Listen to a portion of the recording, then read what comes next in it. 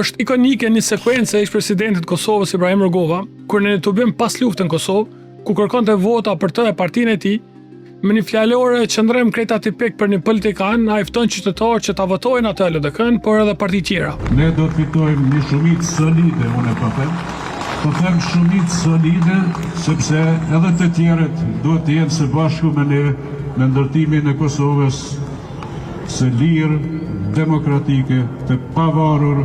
Është vështirë e kuptueshme për KD se si në një vend e në një rajon ku politika bëhet me zhurmë, Ibrahim Rugova fitoi me qetësi.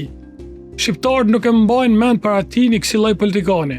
Ne pas tij nuk e kemi pa një tjetër politikan afërsisht të ngjajshëm. Rugova kultivoi një lloj tjetër autoriteti.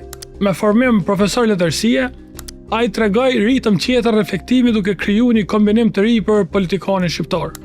Duke zbuluar bile se legitimiteti ndërtohet pa aq në kancelaritë diplomatike sa edhe nga vullneti i njerëzve. Për Rugovën pati edhe kritika plot. Ajo që për të ishte strategji vizionare, të tjerë konsideronin mungesë përgjigjesh në raport me shpejtësinë e ngjarjeve. Por të gjithë sot pajtohen se Rugova ishte një figurë që e mbajti gjallë idenë e shtetësisë, kur shumë të tjerë as nuk e kuptonin mirë se çfarë po bënte. Sot, kur politika është shndruar në një përplasje të çmendur vullnetësh për pushtet absolut, dhe kur bashkëpunimi shihet pothuajse si dobësi, e fituesi sillet si sundimtar, Rugova duket edhe më i veçantë, edhe më jo i zakonshëm dhe tragjikisht fort më i nevojshëm. Zotër Shala, ju e keni njoft edhe personalisht Ibrahim Rugovën. A keni dëgjuar ndonjëherë edhe në biseda private, se publikisht unë nuk e di, ta ketë fysha ose ofendu ndaj kundërshtar politik? Jo, asnjëherë, do të thotë ka pas një maturi, po më duket të lindur një pjekëri të jashtëzakonshme, të cilën me gjase ka ta shikuar edhe nga familjarët e vet, do të thotë edhe nga një e kaluar e jona si komp, që faktikisht ka kaluar në për oda me një menshuri, me një urti të mashme. Do të pse ka qenë shumë i ri në atë kohë kur ka filluar në politikë, relativisht i ri, ai ka rezonuar si një plak i odave në këtë aspektin që e përmendet ti, po gjithsesi e ka bashkëdhëzuar edhe me botkuptimin e vet perëndimor, sepse ky ka studiuar në Francë, pra i ka ndërlidhur këtë urtin, menshurinë tradicionale shqiptare me një menshuri të re, moderne, perëndimore.